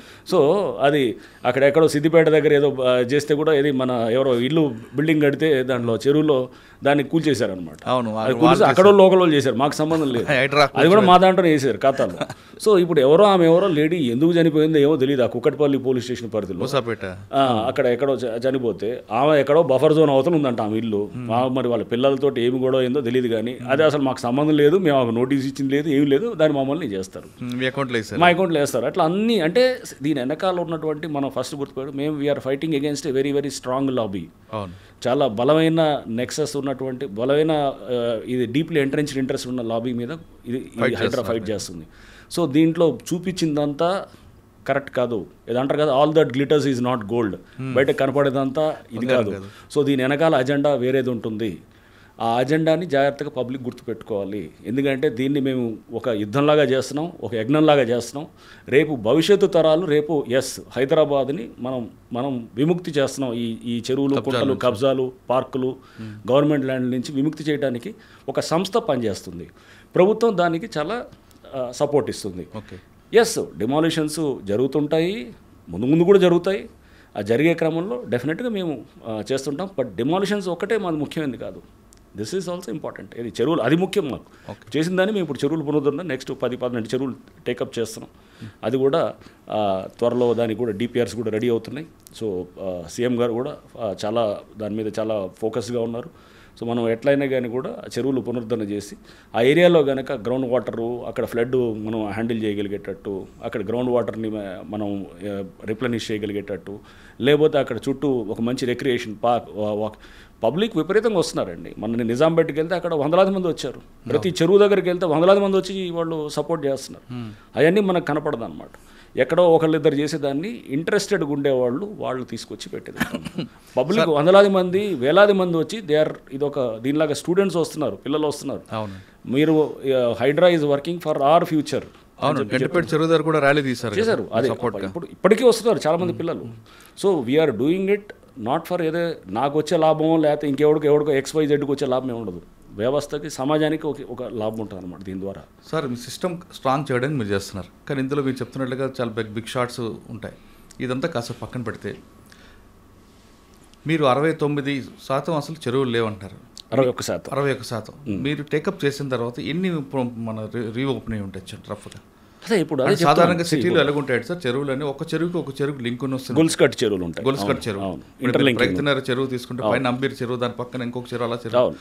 ఆ విధంగా మీరు ఎన్ని చెరువులు గొలుసుకట్టు కలిపారు? ఇప్పుడు ఏం చేస్తున్నాము, ఇదంతా కూడా నాలాస్ దాన్ని కనెక్ట్ చేయటము, చెరువుని ఓపెన్ అప్ చేయటము, నాలాస్ ఇంటర్లింకింగ్ చేయటము, ఇవన్నీ కూడా ప్రాసెస్ స్టార్ట్ అయింది. మీరు నెక్స్ట్ ఒక 6 నెలలు 1 ఇయర్లో మీరు చూస్తారు ఇవన్నీ కూడా చెరువులు ఆల్రెడీ అది డిపిఆర్స్ అంటే చెప్పాము, ఏది డీటెయిల్ ప్రాజెక్ట్ రిపోర్ట్ కూడా తయారవుతుంది. దాని మీద కూడా రేపు ఆ చెరువు దాని లింకప్ నాలాస్ని మనం రివైవ్ చేయటము ఇవన్నీ కూడా జరుగుతుంది. అంటే ఒక లాంగ్ డ్రాన్ ప్రాసెస్ ఇది, ఇప్పటి నుంచి కాదు, 40-50 ఏళ్ళ నుంచి నడుస్తున్నటువంటి విధ్వంసం. దీన్ని ఇప్పుడు కొంత ఈ మధ్య ల్యాండ్ రేట్లు విపరీతంగా పెరగటంతో దాంతో కూడా మనకి ఇది ఇంకా ఎక్కువ అయిందన్నమాట. ఓకే సార్, సిటీ సరౌండింగ్లో ఏ చెరువు చుట్టూ ఎక్కువ కబ్జాలు అండి? ఫాక్స్ సాగరా, దుర్గం చెరువా? చాలా చెరువులు అండి. అంటే ఎక్కువ మీకు చూస్తే కనుక వెస్ట్ జోన్ అంటే బేసికల్గా మనకి ఈ చెరువుల కబ్జాలు బాగా ఎక్కువ కనబడుతుండేది. ల్యాండ్ రేట్ ఎక్కువ ఉన్నాయి, అక్కడ ఎక్కువ అధికంగా ఉంటుంది. వెస్ట్ జోన్ అంటే దుర్గం చెరువు ఆ ప్రాంతం అంతా అన్ని చెరువుల దగ్గర ఉన్నాయి. వెస్ట్ జోన్ అంటే మనకి శేర్లింగంపల్లి జోన్ ఉంది, లేకపోతే ఇటు కుక్కట్పల్లి జోన్ ఉంది, ఈవెన్ ఇటు ఉప్పల్ నల్ల చెరువు ఉంది, అది కూడా పూర్తిగా కబ్జా అయిపోయింది. అంటే ఈ చెరువు కబ్జా అవ్వటమే కాదు, దాని లోపల మొత్తం పొల్యూటెన్స్ అనమాట, అంతా వదిలేదంట మురికి నీరు అంతా వస్తుంటుంది, వచ్చేసి ఆ పక్కన ఉన్నటువంటి అపార్ట్మెంట్స్, ఫ్లాట్స్ అన్నిటి నుంచి దాంట్లోకి వదులుతుంటారు. సో ఆ చెరువులు రావడంతో అక్కడ అంత మనకు వాసన అండ్ దాంతోపాటు ఏది అక్కడ గ్రౌండ్ వాటర్ అంతా కూడా మొత్తం పొల్యూటెంట్ అయిపోయి, ఇప్పుడు ఢిల్లీ చూస్తున్నారు పరిస్థితి ఎట్లుందో. ఢిల్లీలో ఎయిర్ పొల్యూషన్ తోటి అక్కడ వెళ్ళే బండ్లు కూడా రానివ్వట్లేదు, సిటీలోకి ఎంటర్ కానివ్వట్లేదు, అంతా అక్కడ వర్క్ ఫ్రమ్ హోమ్ చాలా హైబ్రిడ్ మోడల్స్లో నడుస్తున్నాయి. సో అంటే అసలు స్వచ్ఛమైన గాలి అక్కడ లేదు, కొనుక్కునే పరిస్థితి వస్తుంది. అక్కడ మన ఎయిర్ క్వాలిటీ ఇండెక్స్ అనేది అక్కడ ఇట్స్ ఆల్మోస్ట్ లైక్ అది 500, 400 అండ్ 800 దాకా కూడా వెళ్ళిన సందర్భాలు ఉన్నాయి. మన దగ్గర కూడా ఎయిర్ క్వాలిటీ ఇండెక్స్ అట్లా ఉంది. రేపు వాటర్ క్వాలిటీ ఇండెక్స్ కూడా చాలా పూర్గా ఉంటుంది. సో ఇవన్నీ మనం రేపు ఇవన్నిటినీ చెక్ చేసుకుంటూ ప్లస్ కబ్జాలు ఆపుతూ, ఈ చెరువు కబ్జాల నుంచే కదండి ఇప్పుడు వచ్చేది. ఇప్పుడు అక్కడ బ్లాక్ మనీ జనరేట్ అయితే ఎక్కడ జరుగుతుంది? ఇప్పుడు ఎవరికి సంబంధం లేని దాని దగ్గర జనరేట్ అవుతుంది. సో అది ఎవడు మాట్లాడు, అక్కడ ఒక ఎకరా అక్కడ 100 కోట్లు. సో అట్లాంటిది జనరేట్ అయ్యేది కూడా అక్కడే అవుతుంది, బ్లాక్ మనీస్ కూడా. సో ఈ సంబంధం లేని భూముల దగ్గరే అందరూ ఎంటర్ అవ్వాలని చూస్తారు అన్నమాట. సార్ దుర్గం చెరువులు కూడా ఉంది అంటున్నారు కబ్జా, దాని కిందనే రేవంత్ రెడ్డి గారు అనేది కూడా ఉంది, అది కోలు కూడా రైట్. ఇది కూడా అసలు వారు రేవంత్ రెడ్డి గారి బ్రదర్ది, వారు ఎప్పుడో కొన్నారు అనుకుంటారు, ఇది చాలా ఏళ్ల క్రితం. అది దాని ఎఫ్టీఎల్ బఫర్ దాని మీద యాక్చువల్గా ఇంకా అది నిర్ధారణ అవ్వట్లేదు, హైకోర్టులో నడుస్తుంది.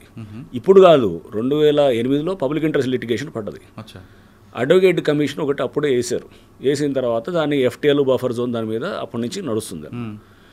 దాంట్లో భాగంగా హైకోర్టులో మ్యాటర్ వస్తుంటే అక్కడ స్థానికంగా ఉన్న రెవెన్యూ అధికారులు వాళ్ళు అందరికీ నోటీసులు ఇచ్చారు. మొత్తం ఇక్కడే కాదు 11 చెరువులు అట్లా ఉన్నాయన్నమాట. దాంట్లో వేలాది మంది నోటీసులు ఇచ్చిన దాంట్లో ఈయన ఒకరు. అది ఏం చేస్తారు ఇప్పుడు, ఆయన సంగతి ఏంది ఈయన సంగతి ఏంది అంటున్నారు అన్నమాట. అసలు అక్కడ ఏమీ లేని ఇష్యూలో సో వాళ్ళది రేపు అది బఫర్ ఉందా ఎఫ్టీఎల్ ఉందా అనేది ఇంతవరకు నిర్ధారణ కాలేదు. అక్కడ వేలాది మంది ఇల్లులు ఉన్నాయి, అది 2008 నుంచి నడుస్తున్న ఇష్యూ, అది హైకోర్టు పరిధిలో ఉన్నటువంటి అంశము.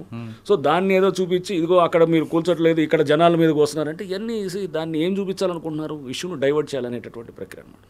ఇష్యూని రాంగ్ ట్రాక్లో తీసుకెళ్ళి అంటే ఏం చేద్దాం, హైడ్రాన్ ఆపేద్దామా, ఆపేసి కబ్జాలు అలో చేద్దామా, ఎవడిగాడు దోచుకోమందామా, ఎవడిగాడు మీరు చెరువులు లేదా పక్కనున్న గవర్నమెంట్ ల్యాండ్లు పార్కులు అన్నీ ఆక్రమించుకొని చేసుకున్నాం అందామా, ఏం చేద్దాం అనుకుంటున్నాం.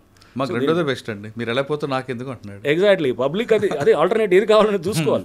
మీరు మన వ్యవస్థను మనం కాపాడుకుందాం. ఇదంతా మన భూములు అండి, హైకోర్టు కూడా చెప్తుంది, కమ్యూనిటీ ల్యాండ్స్ అనమాట. ఇవన్నీ కమ్యూనిటీ అంటే అందరికి సంబంధించింది, సమాజం సంబంధించిన ఇవన్నీ ఆస్తులు. ఒక చెరువు అయినా కానీ, ఒక నాలా అయినా కానీ, ఒక పార్క్ అయినా కానీ, ఒక రోడ్డు అయినా కానీ, ఇవన్నీ అందరిది.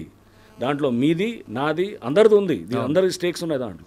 దాన్ని ఎవడో ఒకడు కొట్టేస్తే ఎట్లా? కానీ అది వాళ్ళు ఆలోచిస్తున్నారు కానీ సాధారణంగా పబ్లిక్లు ఏమంటారు చూస్తుంటాను. అంటే మనం సోషల్ మీడియా కింగ్లు ఉంటారు, చాలా మంది పెడుతుంటారు కింద పెట్టే పేదవాళ్ళ మీద. ఇది అంటే హాఫ్ నాలెడ్జ్ తోటి మాట్లాడేవాళ్ళు చాలా మంది ఉంటారు, తెలియదు అసలు ఎటు తీసుకెళ్దాం సమాజాన్ని అనేటటువంటిది క్లారిటీ మాకు అనవసరం సార్. సమాజం ఎటుపోతే నాకెందుకు, ఎగ్జాక్ట్లీ అదే నేను అంటున్నాను. ఏవైతే నాకెందుకు, ఇట్టనే ఉందాం, ఎవడెంత ఆక్రమించుకుంటే వాడు పోలేదా ఈడు పోలేదా అంటే కానీ ఎక్కడో చోటు బిగినింగ్ చేయాలి కదా.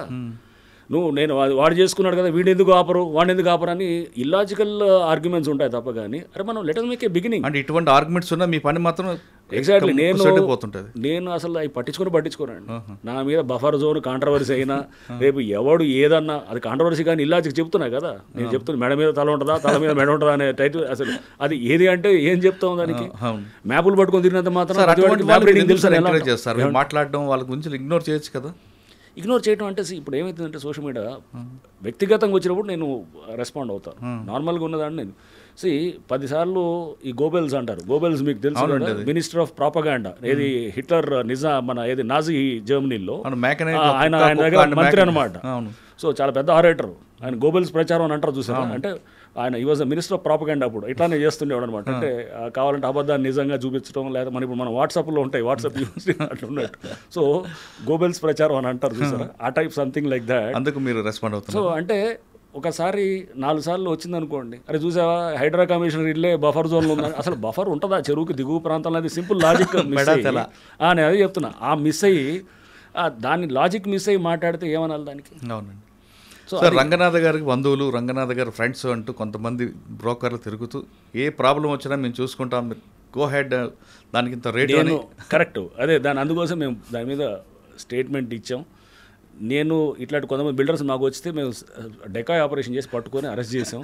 సో ఎవడైనా కానీ మా బంధువు అన్నా, నాకు తెలుసు అన్నా, లేదా నేను మనం ఫుల్ క్లోజు, మనం పని చేపించేస్తాం, మేమంతా ఒకటే అనేటువంటి ఎవడు చెప్పినా జస్ట్ ఆ ఇన్ఫర్మేషన్ మాకు ఇవ్వండి, మనం ట్రాప్ చేసి పట్టుకొని వాడిని జైల్లో పడేసే కార్యక్రమం చేద్దాం అనమాట. అది కూడా మీరు చేసినట్టున్నారు కదా, సంగారెడ్డి చేసాం, అట్లా కంప్లైంట్ చేసాం. సో అన్నీ ఎవడైనా కానీ అలాంటివి చేస్తే కనుక డెఫినెట్గా రేపు మామూలు ఇదే కాదు, అధికారుల దగ్గర కూడా అక్కడ కొంతమంది మీద కూడా ఇప్పుడు సీఎం గారు చెప్పారు. సీఎం గారు ఏసీబీని కూడా యాక్టివేట్ చేశారు. సో ఏసీబీ కానీ, విజిలెన్స్ ఎన్ఫోర్స్మెంట్ కానీ, లోకల్ పోలీస్ కానీ అండ్ హైడ్రా కూడా. సో ఇదంతా కూడా ఫుల్ యాక్టివ్గా పనిచేస్తూ ఇట్లా ఎవడన్నా వెనకాల ఏదో చేసి దీంట్లో ఎక్కడో చోట ఇదిగో మనకు బాగానే ఉంది కదా, దీంట్లో 4 రూపాయలు మిగులుతుంది అనుకునేవాడు ఎవడైనా ఉండేవాళ్ళు ఉంటారు. సో అట్లాంటి ఖచ్చితంగా చేద్దాం. చేసి మీరు అట్లాంటి ఇన్ఫర్మేషన్ కాన్ఫిడెన్షియల్గా వచ్చి షేర్ చేయండి. పలానా వాడు చేస్తున్నాడు, చిన్న ఆధారం ఒకటి కావాలన్నమాట, సింపుల్.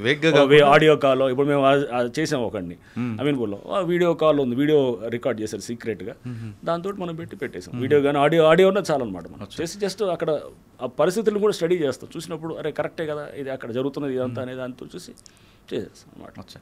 సార్ ఇంకా మూసీ ప్రక్షాళన అదొక పెద్ద ప్రాజెక్టు, దాన్ని కూడా చక్కగా చేయాలి అనేది సీఎం గారి ఇంటెన్షన్. అది మంచిదే. అది చుట్టుపక్కల కంపుతో భరించే వాళ్ళకన్నా ఒక ప్రక్షాళన చేసి ఒక నర్మదా నదిలాగా లేదా ఇంకొకలాగా చేస్తే చుట్టుపక్కల అందరికీ బాగుంటుంది.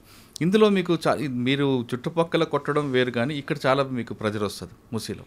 ఆ ప్రజలు ఎదుర్కొన్నారు. ఒకటి మురళి, మూసీ ప్రక్షాళన హైడ్రాకి సంబంధం లేదు అసలు. హైడ్రా అసలు is not in to that first of all. సరే దాన్ని కూడా ఏంటంటే హైడ్రా అనే దాన్ని ఒక భయంగా చూపిస్తూ దాన్ని చేస్తూ దాన్ని లింకప్ చేయాలని కొంత ప్రయత్నం జరిగింది. దాన్ని కౌంటర్ చేయడం కూడా మేము చేసాం పలు సందర్భాల్లో. హైడ్రాకి సంబంధం లేదు ఫస్ట్ ఆఫ్ ఆల్. చాలామంది హైకోర్టు కూడా వెళ్ళారు. అసలు హైడ్రా అనే సంస్థ అసలు దాన్ని తీసేసి దాన్ని కూల్చాలంటే కనుక జిహెచ్ఎంసీకి వాళ్ళు మొన్న హైకోర్టులోకి వెళ్తే కూడా హైకోర్టు చాలా స్పష్టంగా చెప్పింది హైడ్రా అనే దానికి పూర్తి చట్టబద్ధత ఉంది అండ్ హైడ్రాకి దాన్ని సపోర్ట్ చేస్తూ జడ్జిమెంట్ కూడా ఇచ్చారు. చూసాం హైకోర్టు బెంచ్ ఇచ్చినటువంటిది. సో అంటే సో దీంట్లో మూసీ దాంట్లో లేదు, right, okay. But general water బాడీస్లో మీరు చూస్తే కనుక ఇప్పుడు మనం అనుకుంటాం అరే మాటలు జనరల్ లాజిక్ ఏమొస్తుంది, ఈ చెరువులు కుంటలు ఇది అంత అవసరమా మనకి, ఇదేది రేపు మనకి ముందు కావాల్సింది ఏది ఇల్లులు కదా, ఏది ఫుడ్ షెల్టరు ఇది కావాలి కదా. మనం ఇది నిన్న మనం చూసి అక్కడ నేను కాకినాడ పోర్టు చూస్తున్నాను, అక్కడ పవన్ కళ్యాణ్ గారు వెళ్ళారు. అక్కడ వెళ్ళి ఆయన ఏదో రైస్ స్మగ్లింగ్ జరుగుతుంటుంది అక్కడ. హీ హాజ్ రైట్లీ సెడ్, ఏమంటున్నారు ఆయన చెప్పే దాంట్లో, ఇది రైస్ స్మగ్లింగ్తో ఆగదు, ఇంకా చాలా జరుగుతాయి, గంజాయి డ్రగ్స్ అన్నీ జరుగుతాయి. ఇంకా అన్ని ఒకసారి మొదలెట్టినవాడు అన్నిట్లోకి ఎంటర్ అవుతాడు. సేమ్ థింగ్ ఇక్కడ కూడా ఒకసారి చెరువు కబ్జా చేసిన వాడు, అంటే అక్కడ భూమి కబ్జా చేసినవాడు అక్కడతో ఆపుతాడని ఎందుకు అనుకుంటావు, అన్ని యాక్టివిటీస్లో ఉంటాడు. క్రైమ్ మైండ్ సెట్ వచ్చింది, క్రైమ్ మైండ్ సెట్ అనేది ఉన్నవాడు అన్నిటికీ విస్తరిస్తాడు. సో అది ఒక పెద్ద మాఫియాగా తయారైంది. ఇప్పుడు అదే జరుగుతుంది కదా, వాడు అక్కడ చెరువు చేసాడు, నీ ప్లాట్ మీదకి వస్తాడు, నీ ప్లాట్ మీదకి వస్తాడు, లేకపోతే నీ డాక్యుమెంట్లు మారుస్తాడు, లేకపోతే నీ ఏదైనా చేస్తాడు. సో ఇవన్నీ చేసేవాడు అంటే ఆ మైండ్ సెట్ని టార్గెట్ చేస్తున్నాను తప్ప కానీ, ఆ మైండ్ సెట్ అంటే ఇప్పుడు మనం చేయాలనుకుంది షిఫ్ట్ ఉండాలి. ఓ పారాడైమ్ హైడ్రా అనేది ఇప్పుడు ఇన్నాళ్ళు ఉన్న దానికి పద్ధతికి డిఫరెంట్గా ఇప్పుడు చేయాలనేటటువంటిది చేస్తుంది. ఓకే, ప్రభుత్వం ఒక ఇన్స్టిట్యూషనలైజ్ చేసింది దీన్ని మొత్తాన్ని. అవును, చేసి దీని మీద యోగి ఆదిత్యనాథ్ గారు కూడా మన ఆనంద్ మల్లిగవద్ద అని చెప్పేసి లేక్ మ్యాన్ ఆఫ్ ఇండియా అని అంటారు. వారు యోగి ఆదిత్యనాథ్ గారిని కూడా యూపీ సీఎం గారిని కూడా కలిస్తే వారు కూడా దీని గురించి ఆరాధిస్తూ ఇట్లాంటిది ఫ్లోట్ చేయాలని చెప్పి కూడా వారు చెప్పారని కూడా అంటుండే అనమాట. హిమాచల్ సీఎం గారు కూడా ఇట్లా చాలామంది ముఖ్యమంత్రులు కూడా అసలు హైడ్రా దీన్ని ఇట్లాంటి ఇన్స్టిట్యూషన్ మనం ఎందుకు క్రియేట్ చేయకూడదని ఇప్పుడు చాలా చోట్ల జరుగుతుంది. వేరే స్టేట్స్లో త్వరలో మీరు చూస్తారు హైడ్రా లాంటి సంస్థలు చాలా వస్తాయి. ఓకే సార్, కాకినాడ టాపిక్ ఎత్తారు కాబట్టి కాకినాడలో మీరు పనిచేశారు, అప్పటి నుంచి నడుస్తుంది సార్ స్మగ్లింగ్ అనేది, ఆయిల్ స్మగ్లింగ్ అని ఒకటి అక్కడ చాలా బలమైన నెట్వర్క్ పనిచేస్తుంటుంది. పీడిఎస్ బియ్యం ఫర్ ఇన్స్టెన్స్ నేను నల్గొండలో చూశాను. నల్గొండలో చేసినప్పుడు కూడా లారీలు తరలుతుంటాయి అనమాట. నెట్వర్క్ ఇదంతా ఒక పెద్ద నెట్వర్క్ నడుస్తుంది. పీడిఎస్ బియ్యము, పీడిఎస్ నుంచి మిల్స్ నుంచి కొన్ని చోట్ల సిఎంఆర్ రైస్ అని ఉంటుంది, అంటే మిల్లింగ్ చేసి ఇవ్వాల్సిన రైస్ మాయం చేస్తారు, చేసి దీన్ని కూడా బయటికి పంపిస్తారు, ఎక్స్పోర్ట్ చేపిస్తారు, చేపించి లేదా మార్కెట్లో కోలుతారు, లోకల్ డొమెస్టిక్ మార్కెట్లో వెళ్తారు, లేదా కాకినాడ నుంచి బయటకు వేరే సౌదీ అరేబియా లేకపోతే ఇంకా ఏది మిడిల్ ఈస్ట్ చాలా కంట్రీస్కి వెళ్తుంటుంది. సో అంటే ఎక్కడ రైస్ కన్స్యూమింగ్ కంట్రీస్కి. So Kakinada has become a hub అనమాట ఫర్ ఇట్లాంటి వాటికి. మీరు పనిచేస్తున్నప్పటి నుంచి కూడా? అప్పటి నుంచి కూడా, అంటే అప్పుడు రైస్ నాకు తెలియదు, అప్పుడు ఆయిల్ ఉండేది. ఇప్పుడు రైస్ ఇంకా పెద్ద ఎత్తున జరుగుతుంది. రైస్తో పాటు ఇంకా చాలా జరుగుతాయి అనేది. సో ఇప్పుడు రైస్ అనేది ఇప్పుడు నేను వెళ్ళింది పవన్ కళ్యాణ్ గారు చూసింది అంటూ రైస్ దాని అదేదో షిప్ వెళ్తుంటే కూడా దాన్ని సీజ్ చేయమని చెప్పారు. సో అంటే పెద్ద ఎత్తున స్మగ్లింగ్ అనేది అక్కడ జరుగుతున్నప్పుడు అక్కడ నెట్వర్క్ ఏం చేస్తున్నారు, అక్కడ అంతా అందరూ పనిచేసే వాళ్ళు చేయాలి కదా, అక్కడ డెఫినెట్గా అడ్రస్ చేయాలి ఇష్యూని. సో అక్కడ ఇప్పుడు సపోజ్ నేను ఒక జిల్లాలో పనిచేస్తున్నాను అనుకోండి ఎస్పీగా, అక్కడ ఒక స్మగ్లింగ్ జరుగుతుందని ఒక అలిగేషన్ వచ్చిందనుకోండి, అది చెక్ చేయకపోతే కనుక అక్కడ నేను ఆ జిల్లా ఇన్ఛార్జిగా నేను ఐఎమ్ ఏ ఫెయిల్యూర్ అని అనుకుంటాను నేను డెఫినెట్గా. అక్కడ ఫస్ట్ ఆఫ్ ఆల్ అది ఒక మాట వచ్చిందనుకోండి, కొన్ని ఆధారాలు ఇచ్చారనుకోండి, నేను ప్రోబ్ చేయాలి, దాంట్లో ప్రోబ్ చేసి వెనక్కి తవ్వుకుంటూ పోతాను, పోయి దాంట్లో మూలాల్లోకి వెళ్ళి అక్కడ ఆపాలని ట్రై చేస్తాను, చేయాలి. లేకపోతే వ్యవస్థ ఉండి ఏమంటాను, అది పోలీసు సంబంధం కాదనేది అంటుంటారండి. ఒక సివిల్ సప్లైస్ వాళ్ళు మాత్రం చూడాలి, అట్లా ఏం లేదు, అందరికీ సంబంధం అక్కడ డెఫినెట్గా. పోలీస్కి ఉంటుంది, అక్కడ లోకల్ పొలిటికల్ సెటప్ ఉండాలి, అందరికీ తెలియాలి. అంటే మీరు ఉన్నప్పటి నుంచి కూడా అంత పెద్ద నెట్వర్క్ ఉంది సార్? అప్పుడు రైస్ ఇది ఆయిల్ స్మగ్లింగ్ ఉంటుంది, ఆయిల్ ఉండేది, కానీ ఇప్పుడు రైస్ ఇంకా పెద్ద మార్కెట్ యాక్చువల్గా. రైస్ అనేది మీకు చేస్తే కనుక అది బయటికి ఎక్స్పోర్ట్ అవుతుంటుంది. చూశాను ఆయిల్ అయితే అప్పుడు ఉండేది కదండి, ఆయిల్ ఉంటుంది, ఆయిల్ ఇప్పటికి కూడా ఉండొచ్చు, పరిస్థితులు నాకు ఐడియా లేదు ఇప్పుడు ఎట్లా ఉందనేది. బట్ ఆయిల్ అప్పుడు ఉన్నది, ఆయిల్ అంటే ఆ షిప్పుల్ని తెచ్చి ఇక్కడ ఏదో చేస్తుండేవారు. బట్ దానికి అది చాలా తక్కువ మోతాదులో జరుగుతుంది. ఇది కంట్రీ మొత్తం ఇక్కడ స్టేట్స్ తెలంగాణను మనకి ఆంధ్ర నుంచి బియ్యం ఇదంతా తీసుకెళ్ళి పెద్ద ఎత్తున అక్కడికి చేరుతారన్న. అంటే అది కన్నా ఆయన చెప్తున్నట్లుగా డ్రగ్స్ అనేది ఏదైనా రావచ్చు, చాలా ఉండొచ్చు. అక్కడితో ఎందుకు ఆపుతాడు, వాడు చేయాలని వాడు బియ్యం ఆపేసి ఆపుతాడు. ఇగో రేపు ఇగో దీంట్లో కూడా చేద్దాం మనం గంజా ఏంటంటే అక్కడ మారుస్తాడు సిస్టమ్ అంతా కంట్రోల్ రావచ్చు, డ్రగ్స్ రావచ్చు, ఏదైనా చేయొచ్చు. దట్స్ వాట్ నేను అనేది. అంటే ఒకసారి తప్పు అనే దాన్ని ఏది తప్పు కాదంటే కనుక మైండ్ సెటే మన మైండ్ ఫ్రీ అయిపోయింది అనమాట. పర్లేదు అన్ని నడిపించవచ్చు అనుకుంటాం. ఎక్కడ ఆపాలి ఎక్కడ ఎండ్ చేయాలనేది ఉండదుగా, అది వెళ్తూనే మేనేజ్ చేసుకోవచ్చు, అన్ని మేనేజ్ చేయొచ్చు అనేటట్టు. సార్ మీరు హైదరాబాద్ స్టార్ట్ చేసిన తర్వాత చుట్టుపక్కల చెరువులని మొత్తం ప్రక్షాళన చేస్తూ బెంగళూరు వెళ్ళి అక్కడ ఒక లైక్ మైండ్ కలవడం, అక్కడ కాన్సెప్ట్ని ఇక్కడ అడాప్ట్ చేయడం అనే ఉద్దేశం ఏంటంటే? రైట్, ఇది కూడా చాలా. అంటే మేము బెంగళూరుకి వెళ్తే కూడా కొంతమంది కామెంట్ చేశారు, అసలు ఏంది బెంగళూరు ఏంది, అది పనికిమాల సిటీ, అది వాళ్ళ ట్రాఫిక్ జామ్లు అవుతుంటాయి, వాళ్ళ సిటీని అక్కడ నేర్చుకునేది వెళ్ళాలంటే కనుక ఏది అమెరికానో నెదర్లాండ్సో లేకపోతే ఇట్లా జపానో ఇట్లా పోవాలని చెప్పేది అన్నారు. మేము ట్రాఫిక్ స్టడీస్ అప్పుడు నేను జాయింట్ సిపి ట్రాఫిక్ ఉన్నప్పుడు, డీసీపీ ట్రాఫిక్ ఉన్నప్పుడు మేము ఫారెన్ కంట్రీస్కి వెళ్ళాము. ఫారెన్ కంట్రీస్ ఉంటే టెక్నాలజీని తీసుకుంటాం, కానీ ఇండియాలో కస్టమైజ్ చేయాలంటే కనుక ఇండియన్ సిటీ అనేది డిఫరెంట్ ఉంటుంది. ఇండియన్ ఇప్పుడు బెంగళూరులోనో ఒక ఢిల్లీలోనో ఒక ట్రాఫిక్ మేనేజ్మెంట్ సిస్టమ్ బెటర్గా ఉందంటే అది స్టడీ చేసి మన దగ్గర ఏంది యూటర్న్స్ పెట్టాం మనం. హైదరాబాద్లో యూటర్న్స్ ఉంది, ఇది ఇండియన్ సిస్టంలోనే ఉంటుంది, వేరే దగ్గర ఉండదు.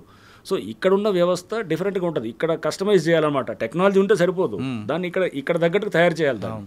అంటే ఆ పరిస్థితులకు అనుగుణంగా. సో పరిస్థితులు ఏముంటుంది థర్డ్ వరల్డ్ కంట్రీస్లో లైక్ ఢిల్లీ, చెన్నైయో లేకపోతే బెంగళూరు, హైదరాబాద్ అన్నింటిలో సేమ్ పరిస్థితులు ఉంటాయి. మనుషులు ఒకేలాగా ఆలోచన చేస్తారు, పరిస్థితులు ఒకటేలా ఉంటుంది, వ్యవస్థలు ఒకేలాగా పనిచేస్తాయి, అధికారులు ఒకేలా ఉంటారు, రాజకీయ వ్యవస్థ ఒకేలా ఉంటుంది. అందుకోసం అక్కడ తీసుకుని ఇక్కడ మనం ట్రై చేయడానికి చేయొచ్చు. బెంగళూరు చెరువులు అనేది ఇప్పటి నుంచి కాదనమాట. బెంగళూరు 2010-11 నుంచే దాని మీద ఫోకస్ పెట్టి అక్కడ మెయిన్గా ప్రాబ్లం ఏంటంటే వాటర్ ప్రాబ్లం. అక్కడ కావేరీ నుంచి తీసుకురావాలి వాటర్, చాలా దూరం నుంచి తీసుకొని పంప్ చేయాలి. బెంగళూరు ఏంటి మీకు కొంచెం హిల్ ఫీచర్ అనమాట, అంటే 900 to 1000 మీటర్స్ ఎత్తులో ఉంటుంది. కింద నుంచి వాటర్ కావేరీ నుంచి చేయాలంటే పంప్ చేయాలన్నమాట. సో చాలా ఖర్చుతో కూడుకున్నది. అండ్ కావేరీలో ఎప్పుడు నీళ్ళు ఉండవు, సరిగా ఉండదు. అది తమిళనాడుతో ఇష్యూస్ ఉంటాయి, ప్లస్ వాటర్ అక్కడ ఎప్పుడు కూడా స్కేర్స్గా ఉంటుంది, తక్కువ ఉంటుంది. సో న్యాచురల్గా వాళ్ళు ఏం చేయాలి, పడ్డ వర్షాన్ని కాపాడుకోవడం చాలా ప్రయత్నం చేసి దాంట్లో చెరువుల్లో పునరుద్ధరణ అనేది వాళ్ళు ఎప్పుడూ మొదలెట్టారు. సో చక్కగా ఉంటాయి, మనలాగా అక్కడ లేదు. చెరువులు చాలా చక్కగా ఎప్పటి నుంచో మొదలెట్టారు కాబట్టి వాళ్ళు మనకన్నా ముందు ప్రాక్టీస్ మొదలెట్టారు. లైక్ గ్రేవాన్స్ ఉంది, Andhra was a role model country అన్నిటికీ. ఎందుకు రోల్ మోడల్? ఆంధ్ర ఫస్ట్ ఈ ప్రాబ్లం చూసింది కాబట్టి కింద మీద బట్టి నేర్చుకొని మనం తయారు చేసిన గ్రేవన్స్. అంతేగాని మనం నక్సల్ ఆపరేషన్స్లో వెళ్ళి నువ్వు ఏది వియత్నాం మీద అమెరికా యుద్ధం చేశారు కాబట్టి ఆ గెరిల్లా వార్ఫేర్ వాళ్ళ టెక్నిక్స్ నేర్చుకొని వద్దామని ఎవడు కాదనమాట. ఇక్కడ ఉన్న దాన్ని చూసుకోవాలన్నమాట. సో మనం అందుకోసం ఏంటంటే బిఏ రోమన్ ఇన్ రోమ్, ఇక్కడ ఉన్నప్పుడు ఇక్కడ పరిస్థితులు చూసుకోవాలి. అంతేగాని ఎక్కడదో తీసుకొని మీరు అమెరికా మోడల్ తీసుకోండి లేకపోతే ఇంగ్లాండ్ మోడల్ తీసుకోండి. మన ప్రజల మైండ్ సెట్ కూడా మనం అబ్జర్వ్ చేయాలి. ఇక్కడ ఉన్నదాన్ని, ఇక్కడ సిస్టమ్ని స్టడీ చేసేటటువంటిది ఇక్కడ ఎస్టాబ్లిష్ అయింది. అది రాటు తేలినటువంటి గ్రేహౌండ్ లాంటి వ్యవస్థ ఇక్కడ ఇప్పుడు కంట్రీ అంతా అడాప్ట్ చేస్తున్నారు. సేమ్ థింగ్ ఒక ల్యాక్స్ అనేది పునరుద్ధరణ అనేది బెంగళూరులో వాళ్ళు మనకన్నా ముందు మొదలెట్టారు, 10 ఏళ్ల ముందు. బాగుంది సార్, ఇప్పుడు బాగుంది అక్కడ, చక్కగా చాలా బాగా చేస్తున్నారు వాళ్ళు. అంటే ప్రాబ్లమ్స్ ఉండొచ్చు, బట్ దానికి అక్కడ ట్రాఫిక్ జామ్స్కి కారణం ఈ లేక్స్ ఒకటే కాదు, ఇంకా అక్కడ చాలా ప్రాబ్లమ్స్ ఉన్నాయి. ఎక్కువ వెహికులర్ ట్రాఫిక్ ఉంది, రోడ్స్ తక్కువ ఉన్నాయి, ట్రాఫిక్ మేనేజ్మెంట్ సరిగ్గా ఉండకపోవచ్చు, లేదా రకరకాల కారణాలు ఉండొచ్చు. ఏదైనా అక్కడ కూడా గొలుసు కట్టు విధానం, అక్కడ కూడా సేమ్ గొలుసు కట్టు చెరువులు ఉన్నాయి. సో అక్కడ చేస్తున్నారు, అక్కడ కూడా బాగా చేస్తున్నారు. అంటే డెఫినెట్గా మనకన్నా వాళ్ళు బెటర్గా చేస్తున్నారు. మనం వాళ్ళని ఆ మోడల్ని కొంతవరకు మనం తీసుకొని ఇక్కడ తగ్గట్టుగా మనం మార్చుకుంటూ చేయాలన్నమాట. లోకల్ పరిస్థితులు ఎప్పుడు చూసుకోవాలి. ఓకే సార్, మీరు హైడ్రా కమిషనర్ అయిన తర్వాత కేవలం బుల్డోజర్ మీద తిరగడం కాకుండా ఇటీవల హైదరాబాద్లో వరదలు వచ్చినప్పుడు లేదంటే వర్షాలు పడినప్పుడు మీరు కూడా రోడ్డు మీదకి వచ్చే ట్రాఫిక్ ఎక్కడ జామ్ అవుతుంది, ఎందుకు మ్యాన్ హోల్స్ పొంగుతున్నాయి, వాటి మీద మీరు స్టడీ చేయడానికి ఉద్దేశం ఏంటి? అది కూడా చాలా ఇంపార్టెంట్. అసలు ఫైనల్గా దేనికి అన్ని డిజాస్టర్ రెస్పాన్స్ అనేది చాలా ఇంపార్టెంట్. సో మనం అక్కడికి వెళ్ళినప్పుడు ఎందుకు వస్తుంది డిజాస్టర్ అనే దాన్ని కూడా మన ఇండియన్ మెటలాజికల్ డిపార్ట్మెంట్ వాళ్ళ డీజీ గారు వచ్చారు, డాక్టర్ మహాపాత్ర అని చెప్పేసి వారు వచ్చారు. వారితో కూడా నేను అడ్రస్డ్ వర్క్ షాప్ రీసెంట్గా వాళ్ళ ఎండి 150 సంవత్సరాలు అయిందన్న సందర్భంలో. సో దాంట్లో కూడా అంటే ఇప్పుడు మనకు చూస్తే కనుక క్లౌడ్ బర్స్ట్లు ఇవన్నీ కూడా మనకి ఏంటంటే వెదర్ క్లైమాటిక్ ప్యాటర్న్స్ మారిపోయి ఇప్పుడు green house effect, global warming, దీంతో మొత్తం మారిపోతుంది. వర్షం పడితే కనుక గంటలో 10 సెంటీమీటర్లు పడుతుంది అనమాట. అట్లాంటి ఫ్రీక్వెన్సీ క్లౌడ్ బర్స్ పెరిగిపోయినాయి ఇప్పుడు. సో వర్షాలు పెరుగుతున్నాయి, పారాల్సిన నీళ్లు చెరువులో పోవాల్సిన చెరువులు కబ్జా అయిపోయినాయి, నాలాలు లేవు, రోడ్లన్నీ ఇప్పుడు కాలాల్లో అయిపోయినాయి. ఎందుకంటే అన్నీ వచ్చేసాయి, మొత్తం బిల్డింగ్లు వచ్చేసి అక్కడ కోఎఫిషియంట్ ఆఫ్ రన్ ఆఫ్ అంటారు అనమాట. అంటే మొత్తం కంక్రిటైజ్ చేస్తే అది 0.95 ఉంది, 0.95 అనమాట. అంటే ఆల్మోస్ట్ అంతా కాంక్రిటైజ్ అయిపోయింది, కాంక్రీట్ మయం అయిపోయింది. నీళ్ళు ఇంకట్లా, అసలు భూమిలోకి ఇంకట్లేదు.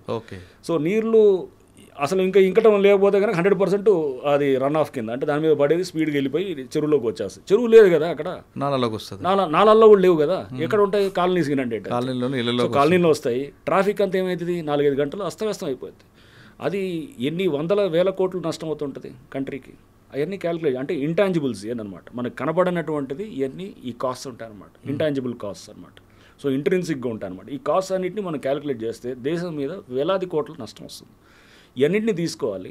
ప్లస్ దాంతోపాటు మనం సిస్టమ్ని ఈ అర్బన్ డిజాస్టర్స్ అనేది పెరుగుతున్నాయి. ఇక పెరిగే కొద్దీ దీన్ని మనం అడ్రస్ చేయాలంటే కనుక వెదర్ని కూడా ఫోర్కాస్టింగ్ సిస్టమ్స్లో మార్చాలని చెప్పి కూడా వారికి రిక్వెస్ట్ చేసాం అనమాట. చేసి దానికి మనం రాడార్స్ని పెంచాలి, ఇట్లా కొంత వాళ్ళు వెదర్ స్టేషన్స్ని పెంచాలి, ఇవన్నీ కూడా చేస్తున్నాం వెనకాల. సో అంటే ట్రాఫిక్ మీద వర్షం పడేది ఈజ్ దర్ లాస్ట్ ఫైనల్ కనబడేది అక్కడ. దాని వెనకాల ఇంత బ్యాక్గ్రౌండ్ వర్క్, చెరువులు పునరుద్ధరణ ఉండాలి, మనం వెదర్ ఫోర్కాస్టింగ్ సిస్టమ్స్ అడ్వాన్స్డ్గా ఉండాలి, మనం ప్రెడిక్ట్ చేసే సిస్టమ్స్ యాక్యురేట్గా ఉండాలి.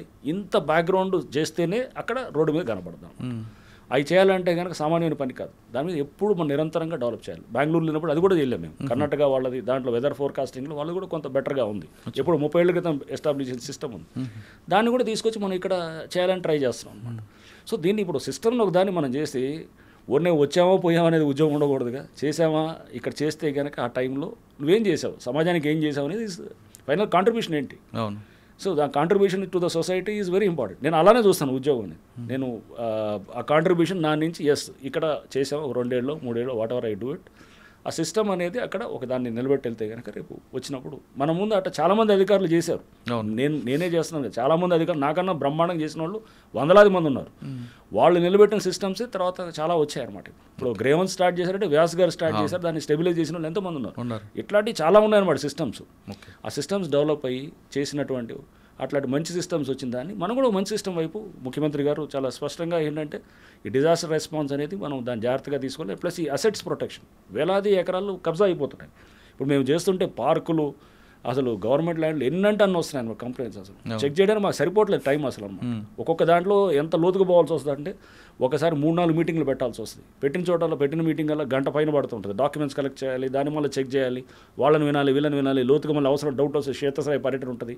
ఒక్కొక్క పిటిషన్ వెనకాల అంత లోతుగా పోతే ఒక కేసు దర్యాప్తు చేసినట్టు ఉంటుంది.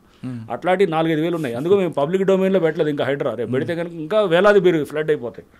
చేసిన దాన్ని పర్ఫెక్ట్గా ఇచ్చారు. సార్, మీ సిస్టమ్గా వెళ్తున్నారు, సిస్టమ్ స్పాయిల్ కాకుండా ఫ్యూచర్కి ఏం బాగుంటుందని చేస్తున్నారు. కానీ కొంతమంది ప్రతిపక్షాలు హైడ్రా అనేది కేవలం ప్రభుత్వానికి ఒక జేబు సంస్థగా అయిపోయింది, డబ్బులు వచ్చి పడుతున్నాయి.